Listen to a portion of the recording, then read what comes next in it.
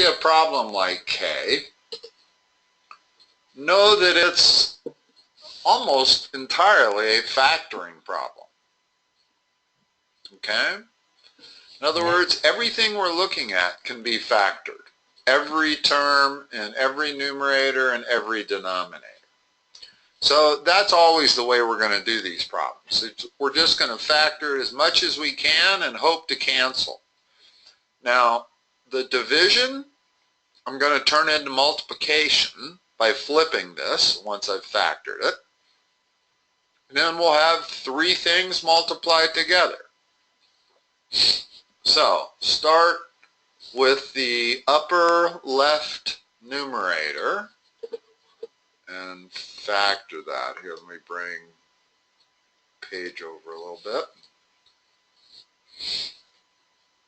It's the greatest common factor you can take out of that.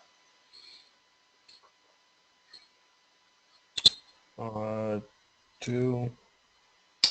Can't take a 2. 2 doesn't divide into 7. So just 1. Well, you don't count 1. In other words, if 1 is the only thing you can factor, you don't do it. However, we can take an x out. Okay. What's left? 4x squared plus 7x minus 2. Yeah, and that is also going to factor into what?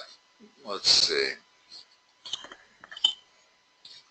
These are a lot harder to factor, but I can see that it's going to be 4x plus 2, and this has got to be like that, because this produces the middle term of 7x. Okay? Alright, so that's our top left, and with what I'm looking at here, it looks like each term can kind of be factored multiple times. Well, let's look at the denominator of the term on the left. Factor that. The greatest common factor. 2. Leaving what behind? X squared Minus.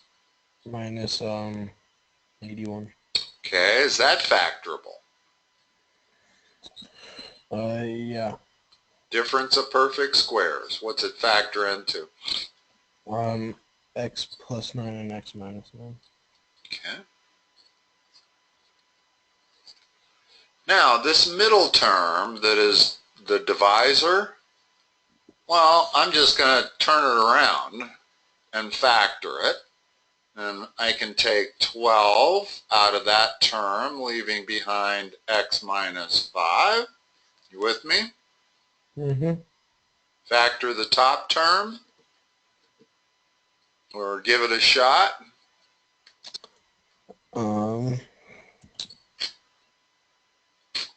These are kind of interesting. For some reason, they're giving us difficult quadratics that I'm able to see instantly how to factor it, which is very unusual. Usually I can't do that. Notice why I'm able to see it. 4 times 4 is 16. And the other term's going to be 1. That'll give us that middle term of 15x. So what I know for sure is it's 4x and x, and I need a plus 4 right there, because I need that to multiply to 16x. And then minus 1 on the other side, take away 1x, you got 15x. Okay.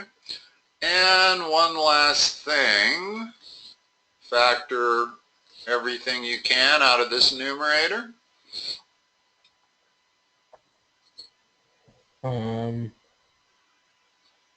X X is the greatest common factor. There's no number you can pull out of there. What's left after you divide both terms by x? X plus 9. Good. And finally, we've got that denominator.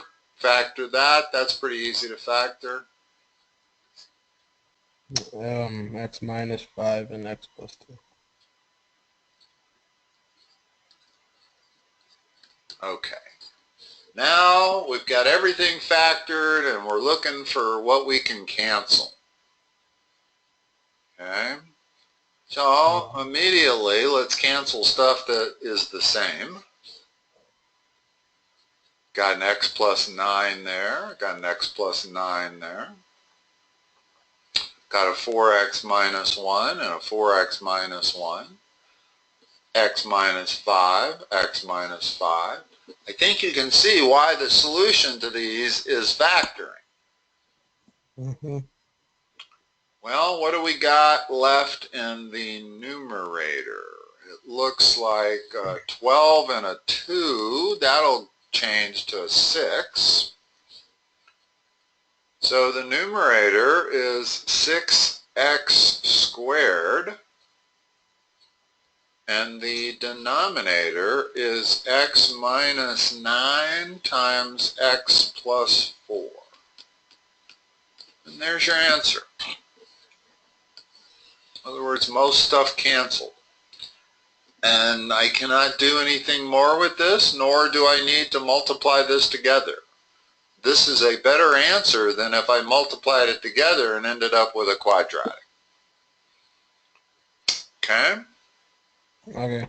All right. That's always the solution to these kind of problems.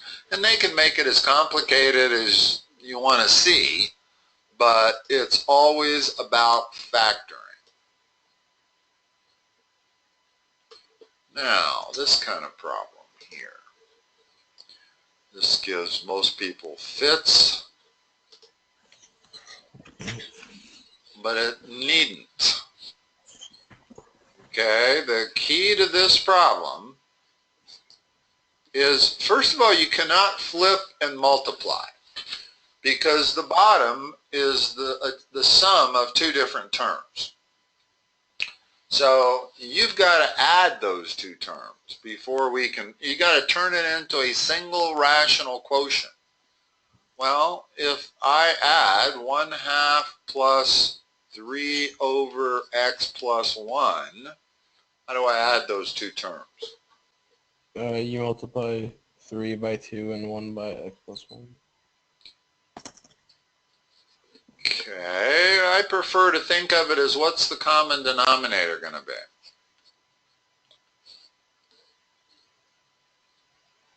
In other words, whenever I'm adding fractions, whether there's variables in both fractions or not, I've got to find a common denominator.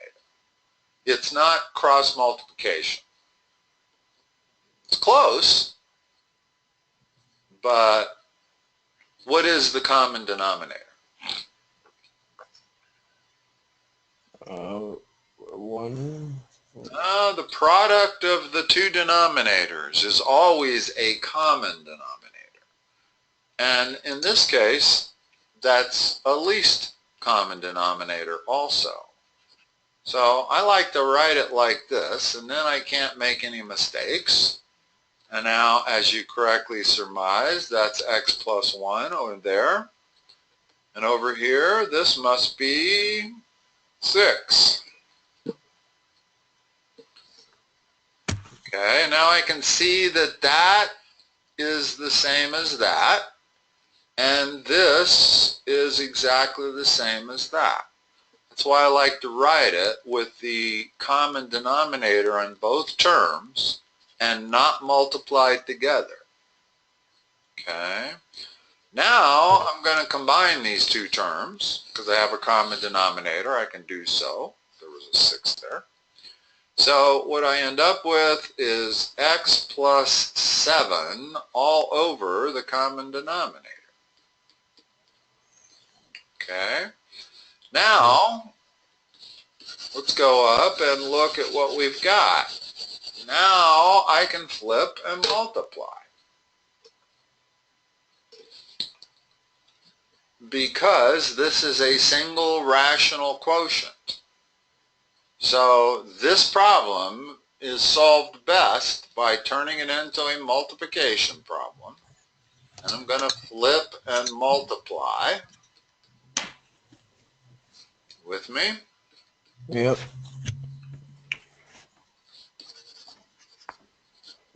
And now, again, you can start canceling stuff. And I end up with 20 over x plus 7.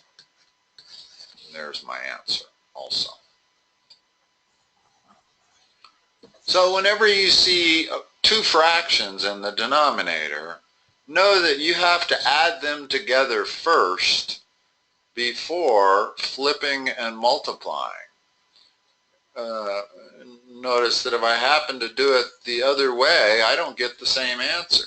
In other words, if I try flipping and multiplying right away, it doesn't work. I've got to come up with a common denominator first. All right. Let's see what else we got here. All right. This one's going to take a while. Let me write it. These three equations and three unknowns. There is a method that you have to use, and really it's the method you want to memorize. I'm going to write them out because the piece of paper here has one of them offset pretty bad. And you certainly don't want that when you're solving simultaneous equations. You want them lined up. Now, the secret, here's my plan. I'm going to eliminate a variable. And first of all, I think it's a good idea to number these things, because you end up with equations all over the place. And if you number them, then it's easy to know which one you're dealing with. Now, we're going to create an equation 4, missing a variable, and we're going to create an equation 5, missing the same variable. That's the key. So up here is going to be my equation 4, and there's my equation 5. And that's going to give me 2 equations and 2 unknowns. But in order for that to happen, I've got to make one variable go away, and I can do it using any 2 of the 3 equations. Okay? Which variable does it look like I can eliminate the easiest? X. Correct. I can eliminate x immediately merely by subtracting equation 3 from equation 1. You don't have to merely add these. You can also subtract them. And the beauty of eliminating x is now I'm going to be able to eliminate x again by either dealing with equation 1 and 2 or equation 2 and 3. I merely have to find 2 other equations to deal with if I'm going to start with 1 and 3. Okay? So take equation 4 is going to be 1 minus 3. Tell me what you get. 1 minus 3. Here, I'll write it right there. Equation 1 minus equation 3. What is it? 13y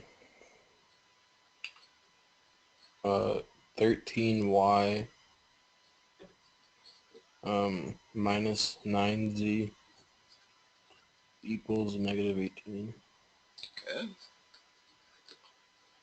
And now it doesn't look like, in other words, I've got to do the same amount of work whether I use 2 and 3 or 1 and 2. And that work is what? how do I use equations 1 and 2, let's say? Well, we're going to use 1 and 2. So how do I manipulate those so that I can still eliminate x? You multiply the first equation by 2. Okay. So I number it.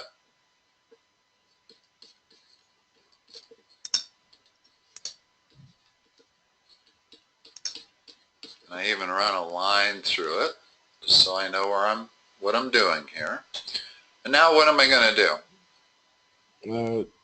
Subtract 1 minus 2. Okay, 1 minus 2. Tell me what I get. Negative 8y. I think you get positive 8y. And let me give you a tip here. It didn't matter whether we went 1 minus 2 or 2 minus 1, correct? Yeah. In other words, both of them are going to get rid of x. That's the goal.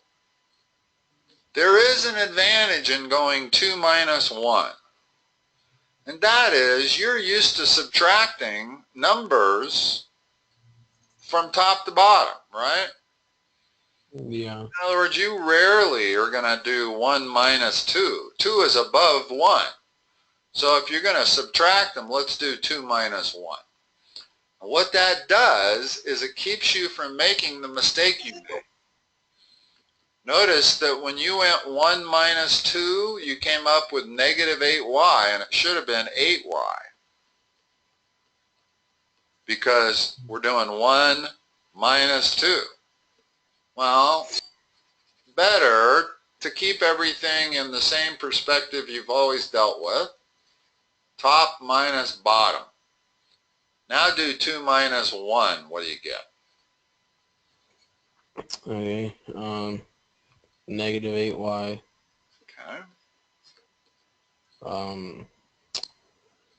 Plus 11z Okay. equals 22. Yeah. Don't you agree with me that it's from a mental perspective, it's easier to subtract something below from above? Yeah. That's just the way you've always done it. So to try to reverse that is asking your brain to think in an unusual way, and better not to if we're trying to save mistakes. All right, now we got 2 equations and 2 unknowns. So now the problem has been simplified from 3 equations and 3 unknowns to 2. Well, we know how to solve these. Let's solve this. What do I got to do to 4 and 5? Cancel out one of the equations, or one of the variables. Yeah, which is a little tricky to do. What are you going to do? Don't want to bring in fractions. In other words, I don't want to multiply this one by 13/8. That just complicates things tremendously. How am I going to get a variable to go away? You can multiply equation 4 by 11 and equation 5 by 9. Okay. So, the new 4, multiplying by 11. 11 times 13 is 141. Y minus 99z equals minus 198. So that's my new equation 4. I'm going to multiply 5 by 9, right?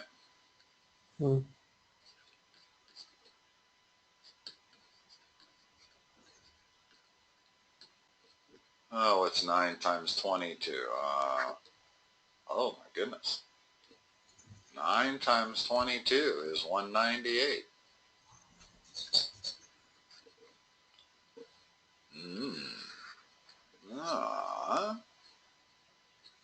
No good. they put one problem on here with 3 equations and 3 unknowns and it has no solution? Notice what happened. I guess it does have a solution. I apologize. This is 69y. In other words, I'm adding 4 to 5, correct? Mm-hmm. And it's equal to 0. That actually does give us a solution. Y equals 0. Okay. Now, what? You can plug in 0 to Which equation? either 4 or 5. The ones I crossed out or the ones that I got open still? The one that you crossed out. Yeah, because they're smaller numbers. In other words, it's better to work with numbers like this than it is these big numbers here in terms of if I'm solving for something else. Well, in fact, equation 5 or 4 works exactly the same. When I substitute y for 0, I get z equals 2. No matter which equation I use. Now what? Now we got 2 solutions. Now how do I get x? You plug it into the first equation. Okay. Let's get rid of my line that I drew through. Okay, so we got 2x plus 0 minus 8 equals minus 7. 2x equals 1. X equals 1/2. And there's your 3 solutions. 1/2, 0, and 2. Now, the one thing you can be sure of with these kind of problems is that you're only going to have one of them on a test because they take so darn long to do. Mm-hmm. I mean, they're 20-minute problems. Even if you do it the most efficient way and even if you know how to do it instantly. But remember, the key is eliminating the same variable. In other words, notice that if I eliminate x to get equation 4, and then I eliminate z to get equation 5, well, now I got 2 equations and 3 variables still. I can't do anything with that. I can't go anywhere from there. So the most important key is eliminate the same variable for equation 4 and equation 5. And then you end up with 2 equations and 2 unknowns and go from there. You know how to do those. It's the 3 and 3 that are tricky. All right.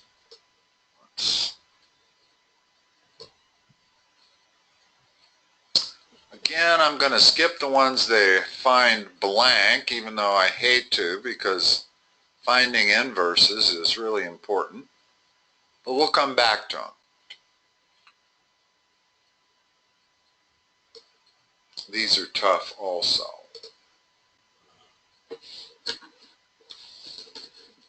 So let's talk about this. To graph these, actually a little tricky. Okay? Start with the zeros. Start with the zeros and the multiplicity of each 0.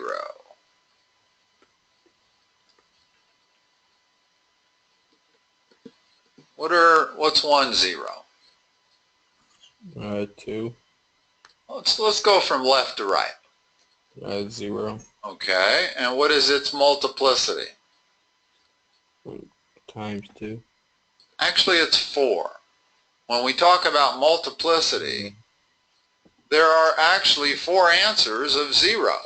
Because what this says is x times x times x times x. And any of those x's could be 0.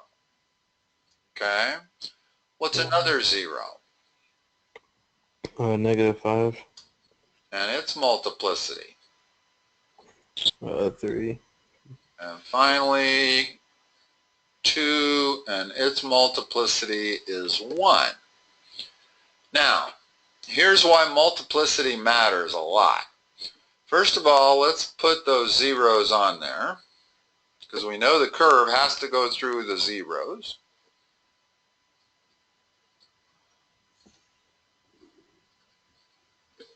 Okay? Okay. Now, let's talk about when you go through a zero and when you kiss off a zero. In other words, if we have an odd multiplicity, the graph goes through the zero. If we have an even multiplicity, it kisses off the zero. Okay? So here's what we have as potential curves. We've got that one, got to kiss off that one, and go through that one. Something like that. Or, there's another possibility. It could go through that zero, it could kiss off that zero, and go through that. So it's either the green or the black. How can we figure out which? Depending on if there's a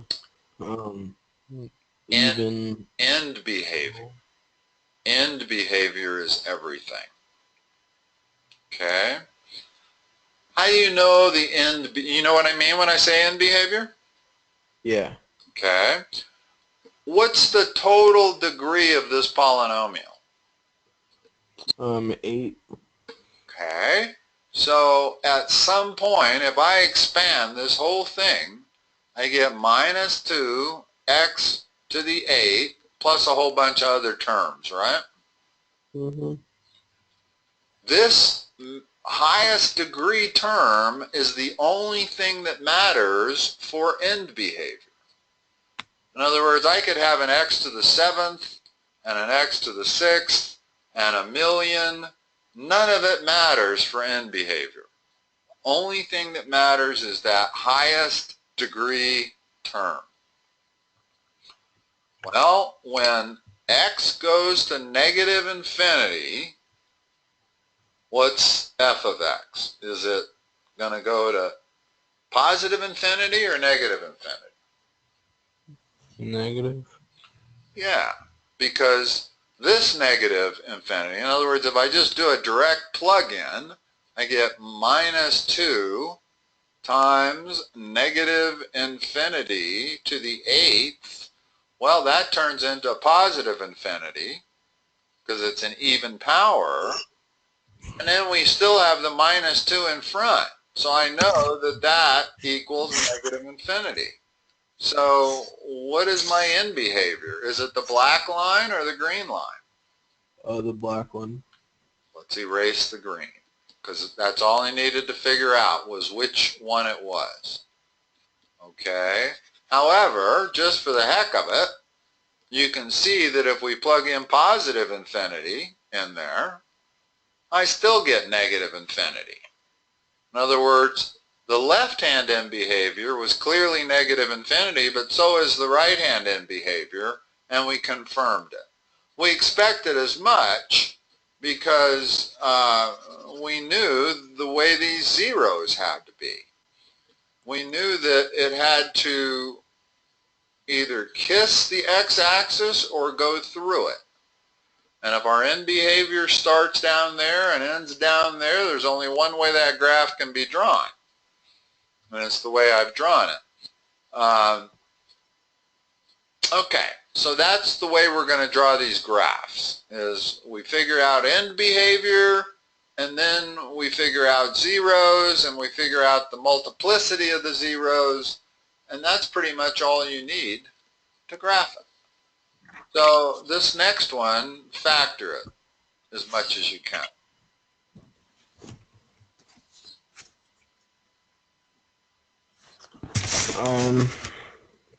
The greatest common factor. X.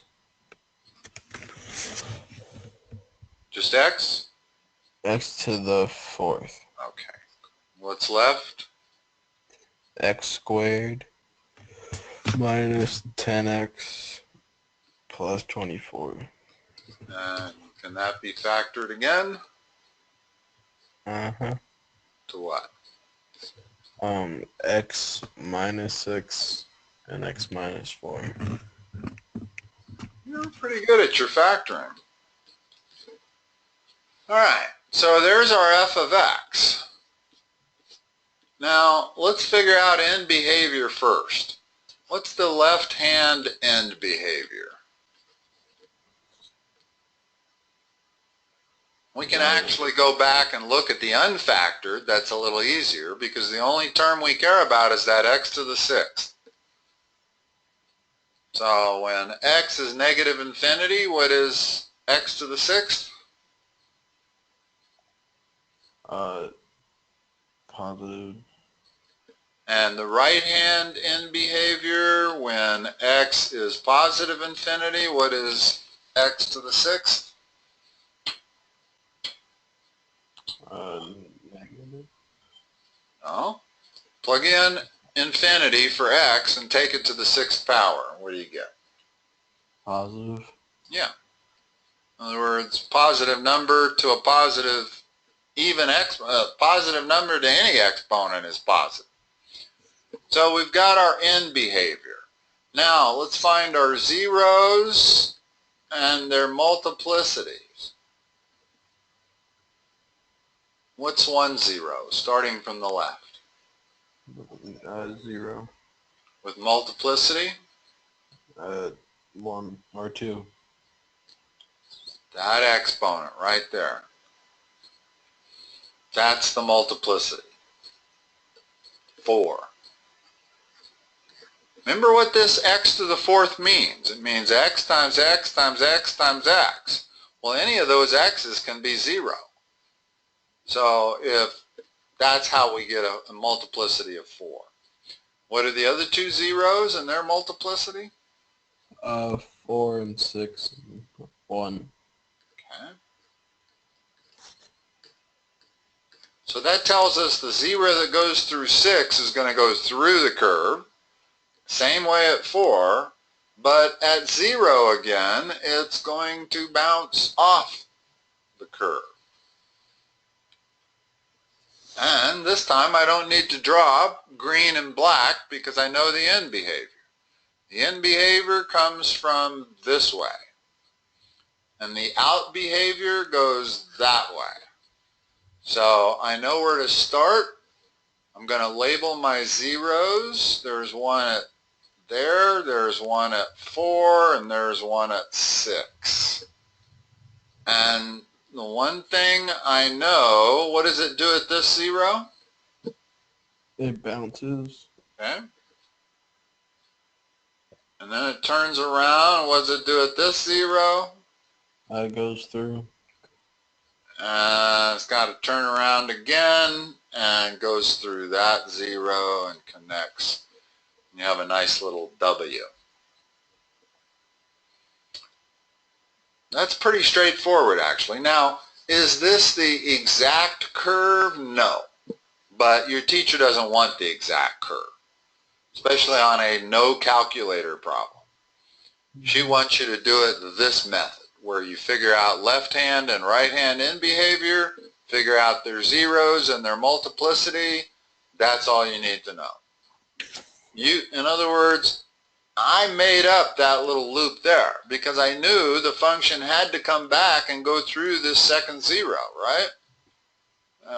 It could only loop. Now, maybe that loop goes way up here. I don't know, but that's not what is important.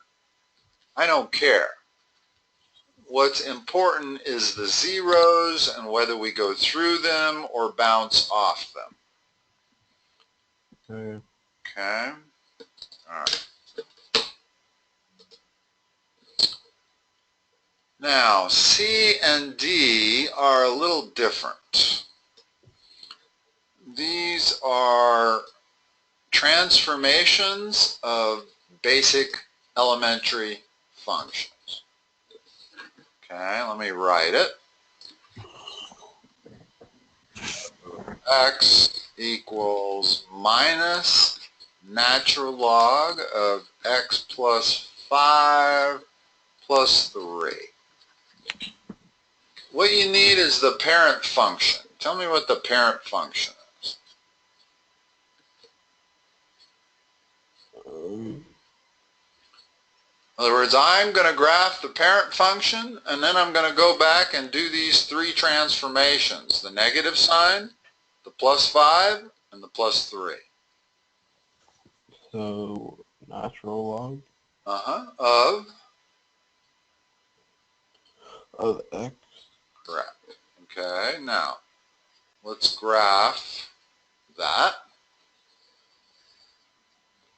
Natural log functions always look like this. Kind of like exponential functions always look the inverse of this.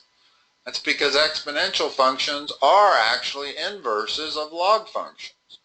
And so that if I reflected this over the line y equal x, I would be looking at something that looks just like an exponential function. And regardless of the base of the log, they all go through this point. What's that point? 0, 1. 1, 0. Yeah. It's 0, 1 if we were looking at an exponential function. But for a log function, it's 1, 0. All right, so in different colors, let's do these one at a time. Always do your reflections first. So what's the effect of that leading negative sign? It switches across the y. Reflects over the x. Okay. There are basically 6 transformations.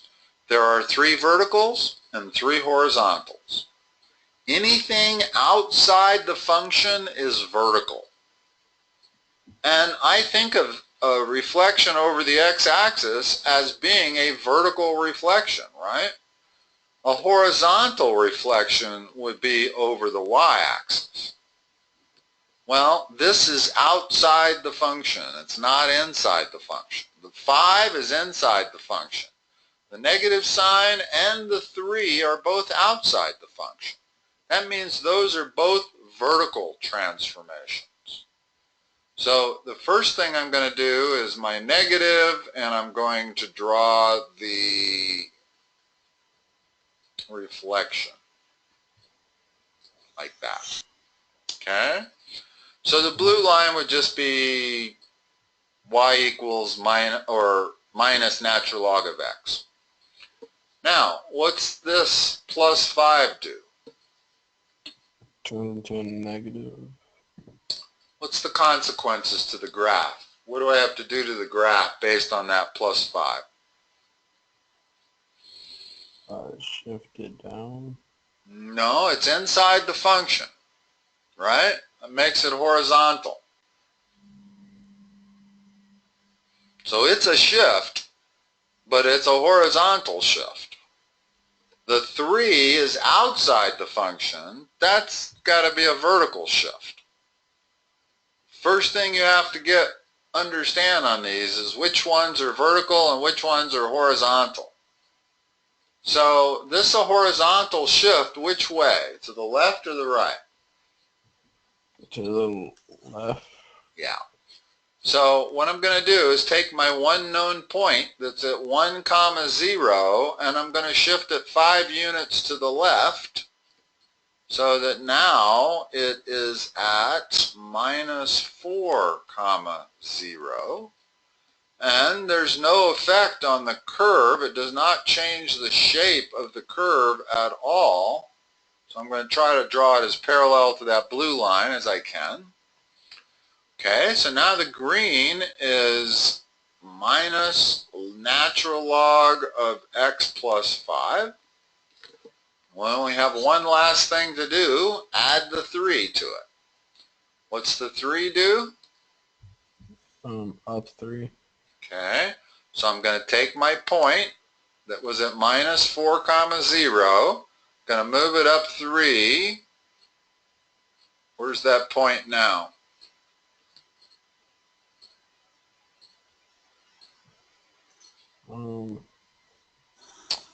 Negative 4, 3. Okay. And there's my curve. Something like that. Now, they do ask some questions. Asymptotes, domain, and range. If we go back to the black line, the original, this curve right here, y equal natural log of x, what kind of asymptote situation do we got going there?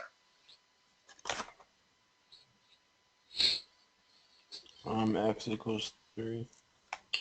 No. There's a vertical asymptote only. Where is it at? In the black curve.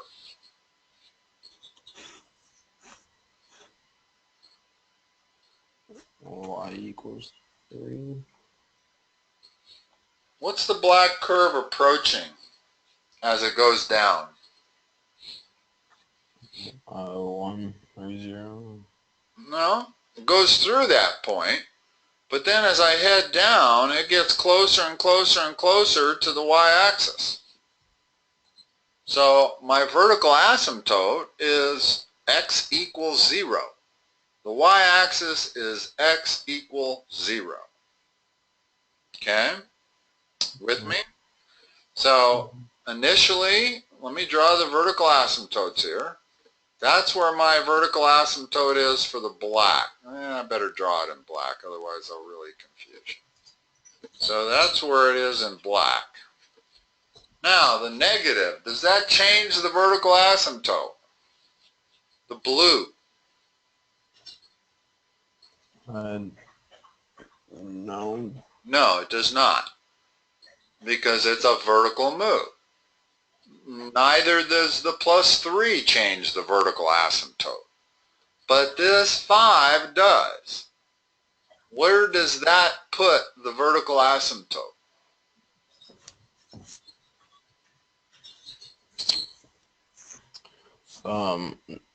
At negative 5. Yeah, right there. In other words, all of your vertical asymptotes are going to be affected by negative or by horizontal shifts, or even reflections over the y-axis. If I put that negative sign in front of the x, then it's inside the function, then it's a horizontal reflection, then it's a reflection over the y-axis, not the x-axis. All right, looking at the red, let me erase everything else.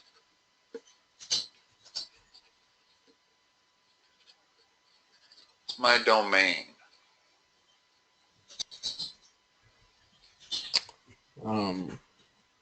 Negative infinity to infinity. Well, look at the graph. The one thing about range and domain is you can always pull it off of the graph. The key is looking at the graph horizontally for the domain. The only thing you care about for domain is what the x can be. Now, forget about vertical for a moment. Horizontally, what does the red line go, what values does it go from?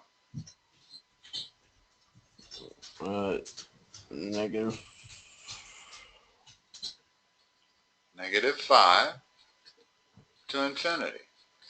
There's your domain. And it's a parenthesis around the negative 5 because it never reaches it. In other words, that's an asymptote. So the red curve never gets to that red line.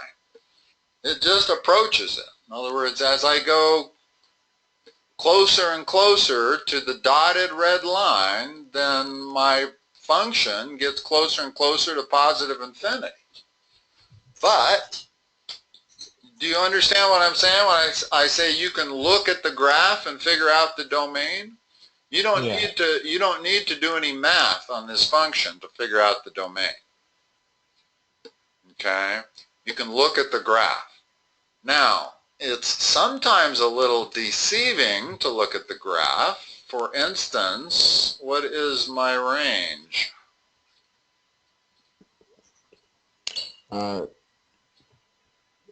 Negative infinity to infinity. Good. Yeah, and I said it's a little deceiving because it almost looks like on this end of it, it's approaching some sort of a horizontal asymptote. But the truth is that it is not.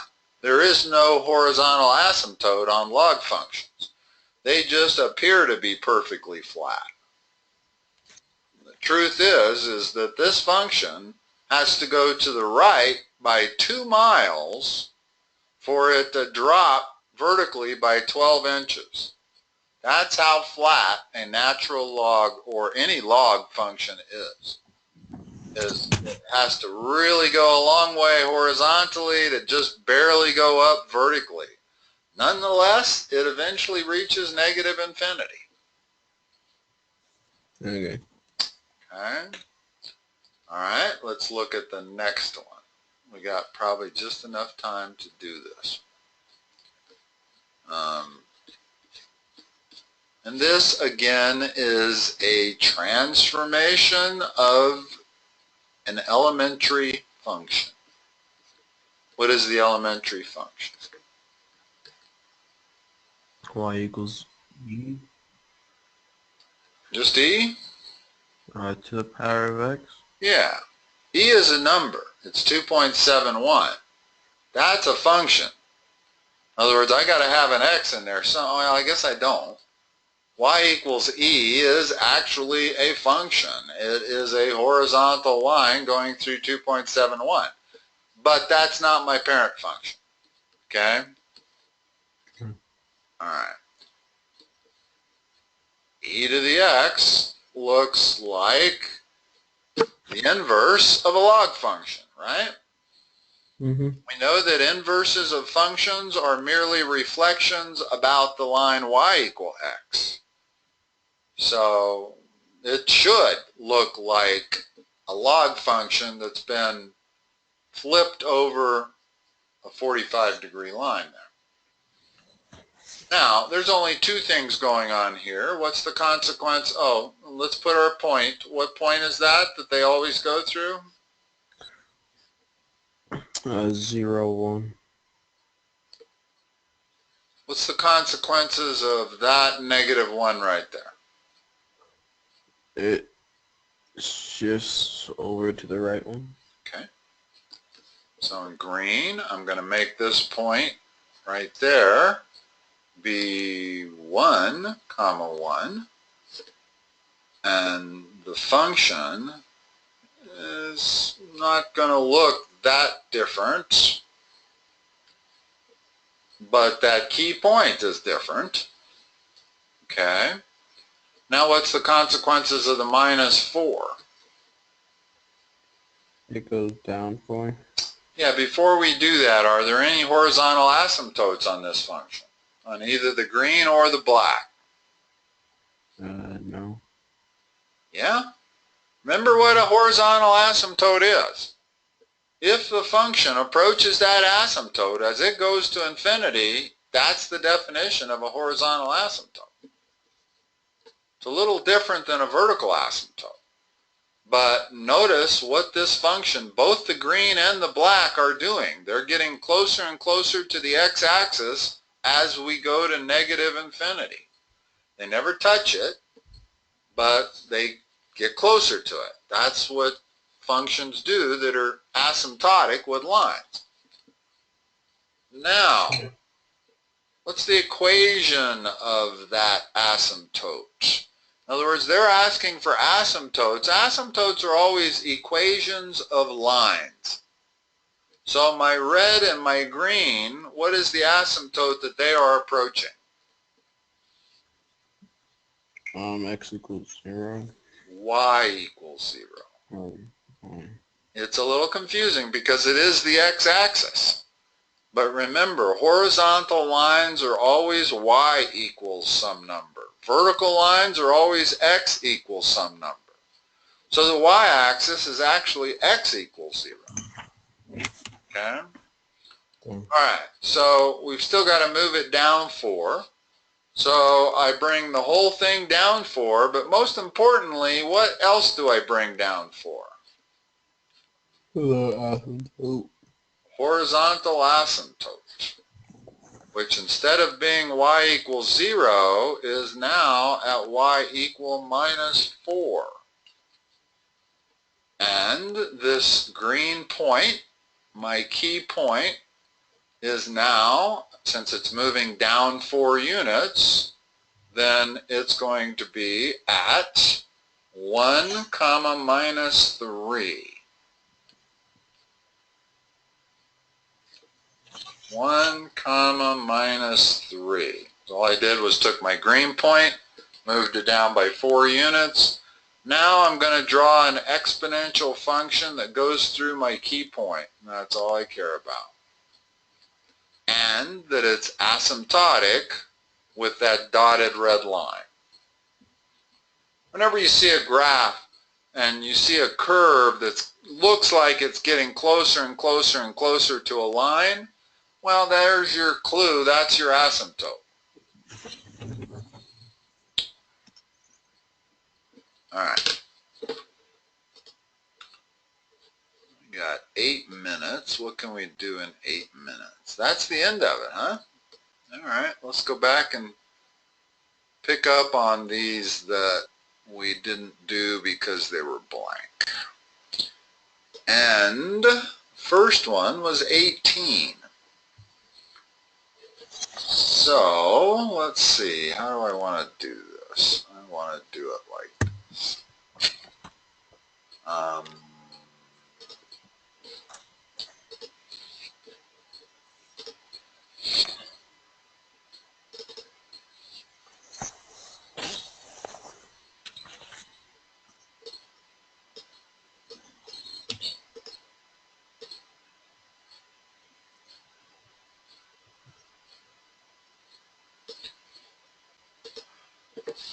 Given a factor, find all of the zeros. Okay, y equals x to the third minus 17x squared plus 96x minus 182, and it gives us one factor, x minus 7. Okay? Now, cubics are notoriously difficult to find the zeros if you don't have one of them. By telling us that one of the factors is x minus 7, it's telling us that one of the zeros is 7. Well, now I can whittle this cubic down to a quadratic. How do I do it? You know how to do synthetic division? Yeah. What goes in the box? In other words, let's do synthetic division, if you know how to do it. What goes in the box, first of all? The known zero. What's the known zero? 7. It goes across the top. The coefficients. So what are they? 1, negative 17, 96, and negative 182. Yeah, and you have to possibly allow for dummy coefficients if you're missing an x term. In other words, say this 17x squared term wasn't there. Well, then I would have to put a 0 in place of the 17. In other words, I would have to allow a positional marker for the x squared term. But in our case, there's an x cubed, an x squared, and an x. So now, what's the next step? To drop the 1. Then Multiply 1 by 7. Then, Get negative 10 and times that by 1 over in 7. other words, add the two.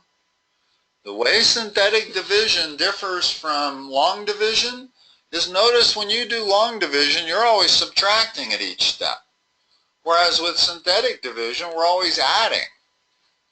So synthetic division is easier just from that perspective, and that addition is much easier than subtraction is.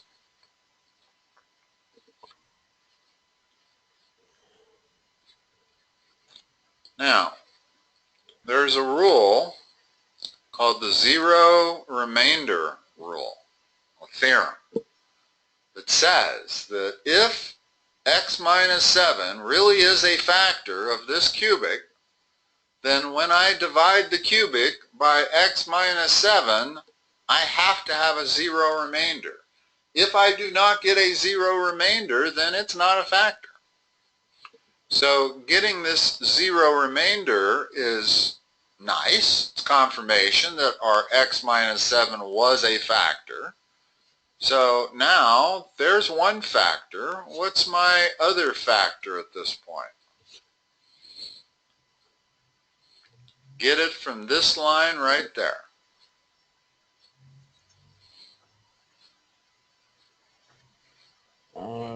It's quadratic.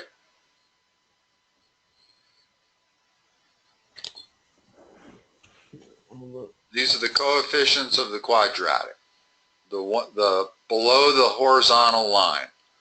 In other words, the beauty of synthetic division is you get the other factor. What is it? These are its coefficients, and it's a quadratic.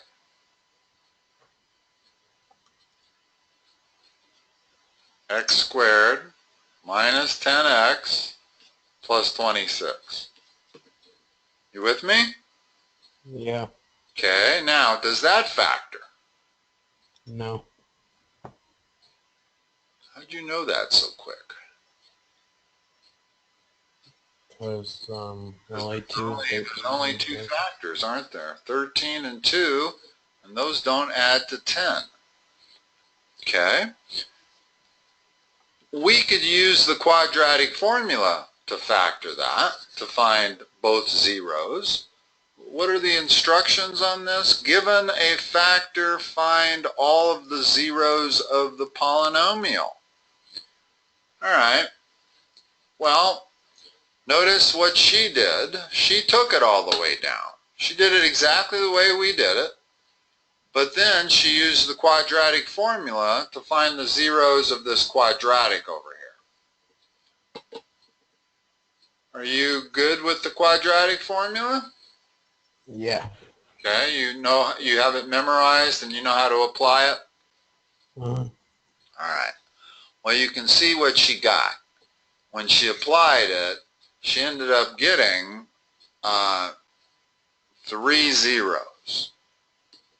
One of them is x equals 7, and then applying the quadratic formula gave her 5 plus or minus I. That's 3 answers. 2 complex, 1 real. Okay? That's how you do that problem. And they're always going to give you at least 1 zero. They're not going to make you try to figure out all 3 zeros on your own, just because it's too hard. If they didn't give us one factor and we had to do all 3 zeros on our own, that might be a 40-minute problem. Because the only thing we know is that one of the numerators of the zeros has to be a factor of 182. And there's not that many factors of 182. But anyway, there's another rule that applies. I don't know if you've gotten that far or not. P over Q, does that ring any bells? It's called the rational factor theorem. No. Okay. Well, we didn't need it here, but because they gave us one factor, this really turned into a problem of synthetic division and application of the quadratic formula, and that's all. All right, let's end it there, 18, and we'll pick it up with the rest of those ones that were blank. And that should do one more session that you got scheduled, which I believe is for Wednesday. Let me just check real quick here. I think it's Thursday. Or, yeah, Wednesday. I was going to say, naturally my calendar goes out right as I go to check it. Hold on, before you hang up, let's verify what it is. Oh, man. Maybe.